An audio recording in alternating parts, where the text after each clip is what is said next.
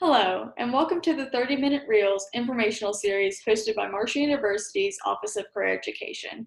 My name is Darby McLeod, and I'm a student here at Marshall University. Today, I'm speaking with Ms. Whitney Pridemore, and she's a teacher in Kentucky. How are you doing today, Ms. Pridemore? I'm doing fabulous. Great. I wanted to start today's discussion by having you provide a short introduction of yourself. Sure. Like she said, my name is Whitli Pridemore. I'm a teacher here in Kentucky. I have actually been teaching since 2012, which is a long time, a lot of memories so far. I have taught preschool, second grade, fourth grade, and fifth grade. Throughout my career so far, I've gone to Moorhead is where I got my bachelor's from. And then I got my master's degree from Georgetown College, and I have a literacy specialist degree, so I can teach reading and writing through 12th grade. So in my teaching career so far, that's basically been kind of my hot point in teaching has been reading and writing. So Awesome. Yeah. How'd you get started in this field? Growing up, I was always that kid that really liked to play school. And I know that's really cliche to say, but it's incredibly true. And going through school, I always really wanted to get into a real classroom to see if it felt like what I thought it was going to feel like. And I got really lucky because my senior year, they offered something called co-op, where we got to choose 3 possible job paths and go and shadow people and explore. And I think my second placement, I got to go to a kindergarten class. And once I walked into there, it was like, it was over with. I begged them. I was like, for my third placement, can I just stay where I am? Because I really enjoy where I'm at. And I just loved it. And so I've just honestly been in the classroom ever since then. As soon as I graduated, I got hired on at the same school, just Awesome. doing like response to intervention stuff. And so as I was going through school, I was lucky enough to be still in a classroom the entire time. So it kind of sucked me in my senior year, and I've been in ever since. So, Oh, that's awesome. yeah. So did you always know oh wait, I already asked you if you always knew you were going to be a teacher. I always hoped for it anyway. It worked out well. Yeah. And what would you say a typical day at work looks like for you? Okay, so last year, I kind of did a split year last year. I taught fourth and fifth grade. So my day was a little bit funky, but what we would do early morning, I would get to school about 7:20 if I had bus duty, if not 7:40. The first thing we would do is the kids came in, we would always have things waiting on them. My teaching department, there was no dead time. So when our kids walked in, there was already stuff on tables. And so we started right out of the gate in the morning, and we would always start the day with review work from the week. So we would do that for about 30, 40 minutes. We would let the kids come in and put their stuff away, grab some grab and go breakfast, all that good stuff. And then our day would start at about 8:15. And so then I would have a group 1 reading session with fourth grade. And then we would have a break for our special time. So they would go to music or gym or a library. And then we would come back and I would have reading session number 2 with fourth grade. And then we would have lunch. Now our setup was a little different because we didn't have recess till the end of the day. So right after lunch, I went right back into teaching. But after lunch, I did fifth grade writing. So we would have, I would switch then and get fifth graders, and I would have them for writing for about 60 minutes. And then we would go out. I'd get my fourth graders back. We'd go out to recess, and then we'd come back in and do a little bit of a review, wrap up thing, pack up, wait for buses. So aside from when they went to specials, I would get my plan period. So that was in the morning. It was a pretty packed full day, but that's basically how it went every year I was there. Even the year that I just taught fourth grade, the morning we would do the 2 switches of reading, and then after lunch we would do like science and things with fourth grade. So it switched in me having a different grade, but our days are always full. So yeah. I noticed that you've mentioned a couple of different grades, like kindergarten, fourth grade, fifth grade. Is there a particular favorite that you have? Yes, and it's not what I thought it was going to be. When I first got into all of this, my first exposure was kindergarten. And then after that, the next job that I had was preschool. I taught at a private preschool when I got my bachelor's degree. So I was with little tiny kids all at the beginning of my career. So I thought, oh my gosh, I've got to be in primary. I have to have little ones because that's what I love so far. And then student teaching came around and they put me in second grade for the first part. And then the second part, I was with fifth grade reading. And so when I got to fifth grade, I was like, these are such big kids. Cause I had never been around kids that old, shadowing the teacher anyway. And so, man, I fell in love with it up there. And even once I got into the classroom myself, my honey hole is fourth grade. That is my personal favorite. I really enjoyed, my fifth graders would kill me if they heard that, but I really enjoyed fifth grade last year too. But there's just something about the curriculum in fourth grade. It has a lot of my favorite things in it. And that age is really fun. So if you ask me, I'm an intermediate person, but normally if you ask any teacher, they're going to tell you that they're either an intermediate person or a primary person. So usually you prefer one over the other. Yeah. What are the different settings in which people can work in this occupation? There are actually a lot of different routes that you can take. Because, people think, when you say you are an educator, they immediately think that you're a classroom teacher, but there's a lot of different options that people can do. You've got the aides that work in classrooms. You've got the special teachers that do like the music and the art and the library, things like that.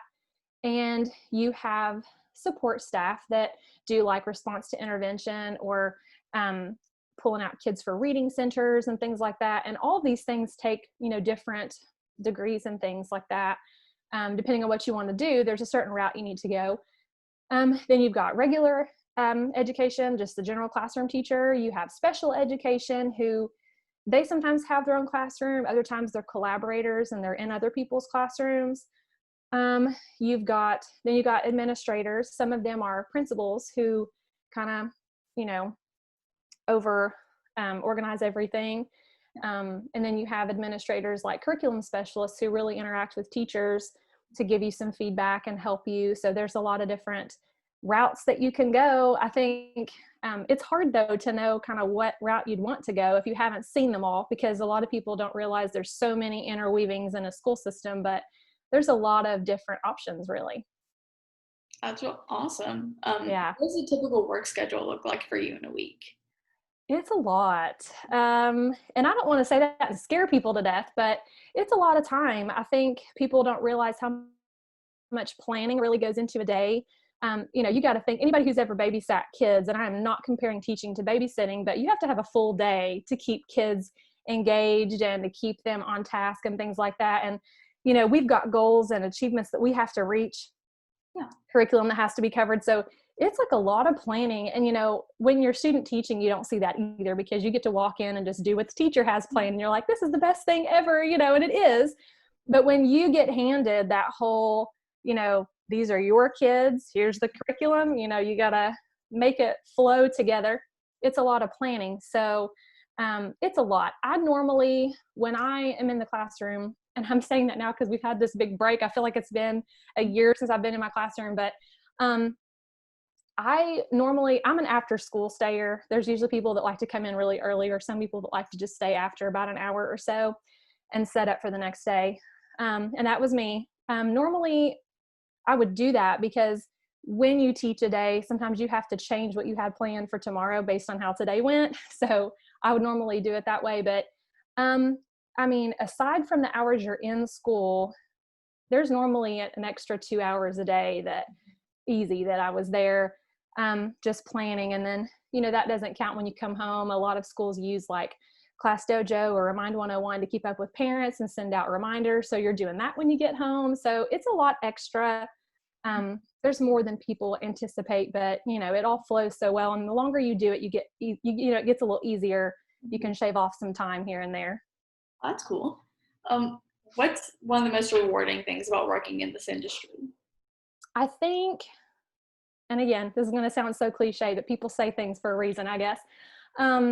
When you truly have a kid, that's been in your class that comes up to you, and most recently this happened to me because my very first class, I think they're going to be sophomores this year, I think. And so I had one of them approach me not so long ago. I saw them out and they were, saying hello and told me that there was a certain thing that I taught them that they still enjoy reading about, like now. It's become an interest of theirs. And so when you feel like, even if it's the tiniest thing, if you feel like you have influenced someone or changed a kid's path to the better at all, that is just the best thing. And, you see that, I know there's obstacles, and being a teacher is not simple, but you get that almost every day. Even when a kid comes up and asks you for help for something, and, you may say one sentence back and they're like, oh, okay, I got it. Thank you so much. Something as simple as that, those little things add up, and you just feel like you're really doing something with your time. And when you feel like, everything you say is helping someone or doing something, it's pretty awesome. So I do love that fact about my job, for sure. What's one of the most challenging things? Definitely one of the most challenging things is bridging that classroom to home thing, because, you're going to have 24 kids walk into your room, and that's 24 completely different life situations. So you're looking at kids who are coming to you that probably already know half the stuff you're going to say. So you're going to have to enrich it for them and offer them more. And then you're coming, I've had kids come into my classroom that have been homeschooled before that year. So you've got kids that were not even exposed to what they're exposed to now until that moment. And then, you've got kids who don't have really involved parents at home, who really just need someone to be in their lives at all. You've got so many different, things that you're faced with, but they all need to learn the same curriculum. So you're like, okay, so I have to teach them all this, but these are 24 different human beings. So you've got to be very flexible and very, you got to have a lot of ability to differentiate what you're doing and try to reach them all. And that's definitely tough. Or you get a kid in there that's had a really horrible day, and you've got 23 others, but your heart tells you, that child really needs me today. So you've got to form fit your day and have those extra conversations or do whatever you need to do. And so that's, for me and for any educator, I know that's one of the biggest obstacles, because you've got a lot that you're accommodating for to help these kids.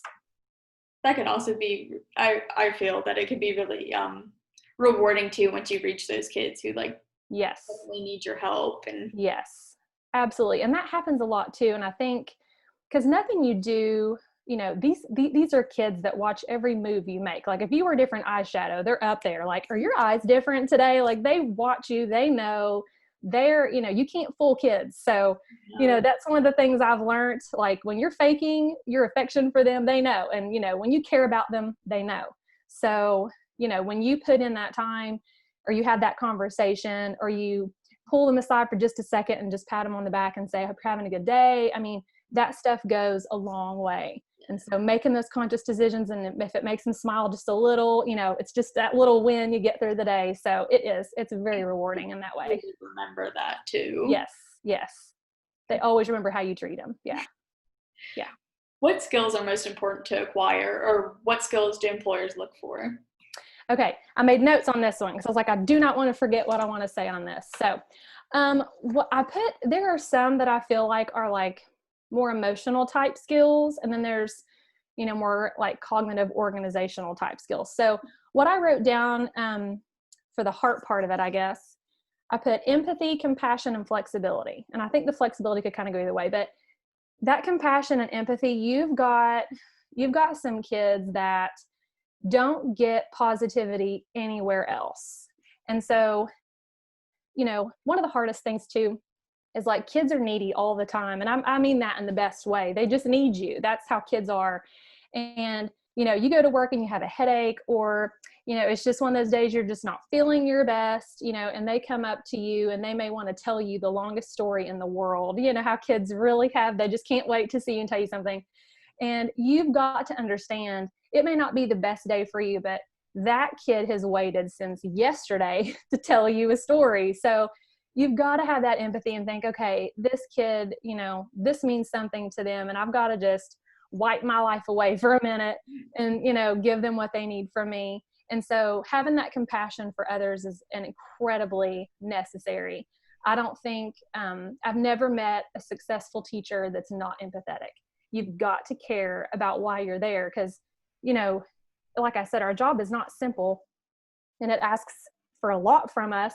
And so if you don't have that compassion part of you ready to give it, you're going to struggle. So that's a for sure thing. And then for the other part, I put, and I'd mentioned this one before, being able to differentiate what you're doing, because you're getting multiple types of learners in one room, different grade levels in one room, different abilities in one room. So you've got to be able to be flexible enough and differentiate what you're doing to help them. And then I put, you've got to be able to organize. That's key in teacher world. If you're not a color coder or a tab lover or something to help you organize yourself, you can drown very quickly because there's a lot of paperwork. There's a lot of documentation you have to keep, a lot of digital documentation too. And so you've got to have a way to keep yourself straight. You've got to have a social aspect to yourself because you do converse and interact with families a lot. And winning over those families and making sure that they realize you're on the same team as them because you both love the kid and you're in it for the kid is incredibly important. So you got to have that social aspect of it. And then I put creativity because you will always have that one student that no matter if you stand on your head and sing it, they still aren't going to get it. So you've got to think of new ways and new things that you can do all the time. So it sounds about like a juggling act by what I just said, but it kind of is. You do have to have a lot of different traits that go together to help you through the day because it is a lot. But like I said, the more you do it, and like any teacher will tell you, once you get a couple years behind you, that starts happening without you having to be conscious of it. You start buying colored markers to highlight certain things, and you start getting colored tote boxes, and you start keeping notes of things that worked with kids last year. You do it without thinking. So I don't want to overwhelm people with all these, like, you have to be the perfect person, because it comes as you go. But you know, when you're interviewing for a job, those things will really help you out, because those things, if you try to sharpen them along the way, will get you a lot farther, a lot quicker. Yeah. How important is career development in college, like networking, mentorships, and job shadowing? I cannot express to you how important that is. And I know, especially right now, that's really tough because in the world we're in right now, we can't get out at the moment. Like, there's not really an opportunity, which I think is great you guys are doing this, because it's hard to really reach out to people and shadow right now. Like, you know, before we would just get a name, we'd call the person, we'd go to their rooms, and we'd spend some time. And that truly is the best way to do it. But, you know, schools do offer opportunities to get into the school system. And usually it's a little background check paper, and you can volunteer, you can work, you can, if you know of an educator or you know of a teacher that you can get a hold of that would let you come and shadow their class. That stuff is so important. And I mean, subbing, I know subs are so hard to find, and that gives you a pretty good taste of being in charge of a room full of kids. Because, you know, if you're shadowing a teacher, they're still leading the room for you. Teachers don't know how to not do that. So when you walk into someone's classroom, they got it covered. You're visiting, and they'll, you know, but that gives you a good little bit of exposure. But networking is tough. I mean, schools are tough to get into because, just like you said, they've got people who've been subbing for them or people that have student taught there that they've seen firsthand working. So if you're not getting out there and getting yourself in there, you know, it's hard to make yourself look super awesome on paper. I mean, we take classes to tell us how to make a really good resume, but that's hard to do when you're not talking to someone or getting to see someone interacting with kids. Because usually if you see a person interacting with kids, you know right off if they're going to be able to pull this off, because some people just have that. They can go in, they can talk to kids, they can interact with kids, and it's easy for them. But it's incredibly important. And I know now I was trying to think of some digital ways that people could still do that now. And I feel like we have such a good opportunity with like YouTube. There are so many amazing educators on YouTube that you can watch them in their classrooms just to get some ideas and watch how things are going. I know for us in my district, we got into some Kagan stuff and some whole brain stuff last year, and I YouTubed all of that so much because, you know, we were all learning. So there wasn't someone in our building teaching that way for us to watch. So I had to go find someone to watch and get examples from. And so nowadays, even that, you know, read some teaching articles. I know on Facebook, I'm a part of like a it's called like Not So Wimpy Fourth Grade Teachers or something. And it's awesome because it's just a whole bunch of fourth grade teachers that share awesome resources, answer questions. We all talk to one another. You can join education groups and, just learn some of the jargon, learn what issues teachers are having, some of the solutions they've chosen. The more you know, the easier those interviews are going to be. And, the more people you've met that can, speak up for you and say, oh, I know this person, it just helps because it puts some gumption behind you to get you where you're going. I know it's tough right now, but just like you all doing this, you're making a way for people to hear from educators and learn about what they need to do to prepare, because some people don't know. And it's a great way to hear from someone, what you can do to get yourself out there. But it's incredibly important, and it does help. And trust me, the more you know, the less intimidating those interview questions are, because they think up some good ones. So they're coming. So you got to get yourself out there and get yourself educated. That's awesome. Is continuing education an option for students after they've obtained a bachelor's degree in this field? And would you recommend students to continue their education? I absolutely would. And I'll tell you why. Because actually, I think it was a couple years back, it may have been more, time may have totally left me, but master's degrees used to be required, and teachers had like 10 years to get it or we lost our license. Like we had to have one. And then I remember I was like right in the middle of my master's when they said, oh, you don't have to do that anymore. And I thought, what? Because I was like right in the middle. But I still finished, obviously. And it's one of those things I'm glad that I did, because like I had talked to you earlier about the different routes you can take in a school district. Your bachelor's degree, normally, the special education degrees are a little bit different. Sometimes they offer you a few options in the degree that you get. It depends on where you go and what you get. But normally a bachelor's in teaching, unless you have endorsements, you choose, elementary, middle, or high. That's usually where it will put you, and you're confined to that with that one degree. But if you go like with mine, my bachelor's was elementary P through 5. So I could not go above 5th grade.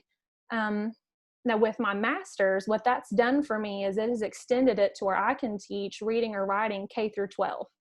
And my degree also had an endorsement with it for a teacher leader endorsement, which means I could be a literacy specialist, or I could teach K-12 reading, writing, or I could be in more of a teacher leader type coaching, like a literacy coach, or like someone to coach other educators with strategies, things like that. So really my degree offered me 3 new job positions that I wouldn't have had before. So even though it's not required now, and which without that tenure limit, it basically to me gives people more time to save up money or organize how they want to do it if that's something that they want, because it was kind of, that time frame was a little sticky for a lot of people. But now it's a little bit more free, a little bit more open, and so you have time. It's going to offer you more job experience or job opportunities rather. And I think that's really good, because you may not want to teach 4th grade forever. You may want to step up and do something different. And that way, when that job gets posted, you can apply for it, and you don't have to try to scramble and get that degree done to try to get a job. So I would advise people to do that. It just gives you options, and it allows you to have room to grow, I think. Yeah, that's incredible. I would have never even thought about it. Yeah. What job search advice would you give to job seekers? I know for those of us that I mean, people that I know when they're looking for a job, there's an online website. It's called, this is an acronym for it, but it's a capital K, capital E, capital P, capital S. It's like, I always call it KEPS, but if you go to Google and type that in, it's like Kentucky Educator Placement something. And you can literally put like your location, or you can search a certain district, and you can follow that and check that 10 times a day if you want to, and it shows you any jobs that districts are posting. Word of mouth is a really great option, because sometimes people in schools know that something's coming open before anybody else does, so they can let you know.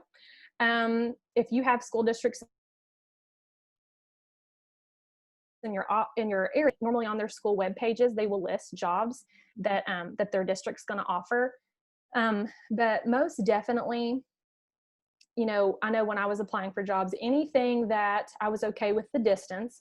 I knew I didn't want to drive hours to go to work. I wanted to try to stay local if I could. So if you're good with the distance and you're good with the position, I would I would, recommend that you apply being a new teacher, because kind of like me, you don't know where you're going to love the most until you're in it. And then you're like, oh, this is the best spot ever. And so sometimes, had I just waited for a kindergarten spot to open, that would have limited my opportunities to getting a job, and I would have never been put in fourth grade and loved it. So I would advise, if you're good with the job and you think you would accept it and you're good with the distance, apply for it and see what happens. Go to any interview they ask you to, get some experience, get your feet wet with questions. A lot of schools, most every school has different interview questions, but they will all pick your brain around the same topics. So once you've been in one interview, it kind of makes you feel a little bit more prepared for the next one. So it's helpful. What resume tips would you give to prospective job applicants? I would definitely say keep it to one page. And I know that if anyone would be watching, they'd be like, there's no way. And I was that person. Mine was like 2 pages. The font was like 10.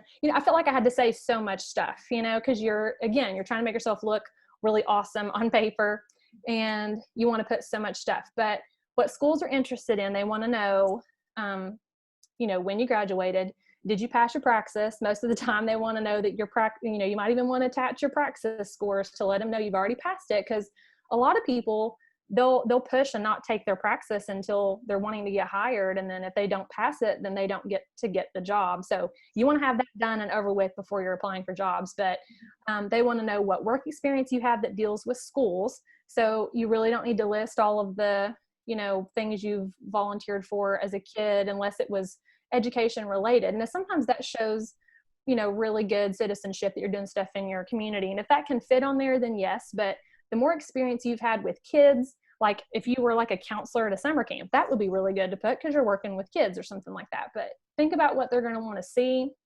what's going to give them a really good idea that you are going to be really good in the position that you want. But definitely one page, because I served on site base at one point, and those, you have so many applicants coming in, you're looking for a real quick, oh, that person looks good, and then they put you in the pile of they're going to look at later. And that seems very like animalistic, like this pile or this pile, but that's kind of how it goes, because there's a lot of people applying and it's a quick process. And so you got to make yourself look really good, put your creativity into it. Like I always put a cute little teacher apple at the top of mine, and I made it look, because that's a teacher trait, being creative and, having a good design plan. And so make it look like you. I think that stuff helps.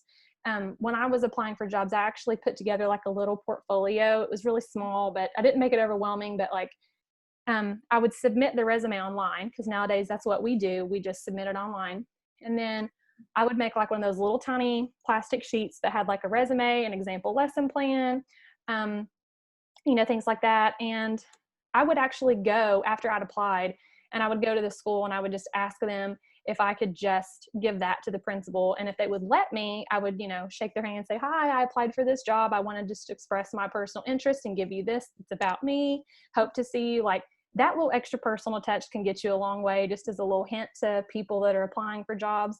I was told by an administrator one time that I interviewed with that they really enjoyed that, because it kind of set apart me from everybody else, because the only little extra packet they got was for me. So they were like, well, we got to talk to this person. So that actually got me an interview at one point in my life. So just as a tip, if you want to give yourself that little extra bump, that might do something. But no, that's a great tip. Yeah. What is the hiring process like for someone who wants to enter this career path? It is, being a teacher, you got to be comfortable talking in front of people. So they usually load the rooms up when you go to interview. Site-based is usually 3 teachers, 2 parents, and any administrators in the building. And normally schools, if they're hiring for like 3rd grade, they'll let the 3rd grade teachers set in too, because they're choosing a work partner. So it's nothing to have several people in that room. And normally they'll just round robin it and ask you questions, and you just kind of talk to them, and they're kind of watching your nerve levels. And I mean, everybody's nervous for interviews, but they want to see that you can carry yourself, you can carry a conversation. And I think a good piece of advice I can give you is, if you are asked a question that you really don't know the answer to, tell them. Say, I'm new and I don't know the answer to that, but I would most certainly be willing to research it, read on it, but don't be afraid. If you try to like wing it and just talk yourself out of it, sometimes that makes it seem like you refuse to admit, like, I need to learn this, and that's okay. So don't be afraid to tell them that you don't know the answer to a question. That will not knock your job chances. That kind of tells them that you're a lifelong learner and you're okay to admit that you need to learn something. So take that as advice too. Well, you've given us some great tips so far, but do you have any other tips for students at Marshall University? Um, you know, it's like looking back now, going through school is so tough. It really is. There's a lot to do. There's a lot to manage. You grow up a lot in college. You really learn to self-manage more than you ever have before. And that really sets you up for life because, in life after school it takes every one of those skills to do that. But I guess my biggest thing of advice is, things are going to pop up. You're going to hit roadblocks along the way. You may not get the dream job that you wanted, or, you may apply somewhere and not even get an interview and you think, the world is over. I've been in that situation too. Everybody's had that moment. And what I think is so beautiful about life is, like, no matter what obstacle you hit, you're hitting them because you're going to end up in the perfect spot. And you just have to have that faith of knowing it's going to work out and I'm going to get where I need to be. If I went back to myself when I first graduated, if someone had said, you're going to be a 4th grade reading teacher, maybe even 5th grade at one point, and you're going to love it, I would have been like, there's no way. Like, going back to tell myself where I am now, there's no way I would have thought, there's no way. I'm going to be a kindergarten teacher and I'm going to love it. And that's what I'm going to do. That's what I probably would have said to this person. And you're going to end up right where you need to be. Your hard work is going to pay off. All of your hard work pays off. And even if you don't see it for a couple years, it pays off and you're going to see it eventually. So keep working hard and just stick with it. And, you're going to get where you need to go. Well, those are some great tips. Thank you so much for sharing your career with us at Marshall. You're very welcome. I was happy to. Absolutely. It was great to experience the life of the teacher, actually. Like, I absolutely loved it. Yeah, most every day is, you really, even your hardest days are not the worst days. Like, everybody has tough days, but there's just something about it. The kids are always there to help you when you need them. And it really is a great profession. I really wholeheartedly would tell that to anybody. Well, thank you so much for participating in this series. Have You're a very great day. welcome. Thank you.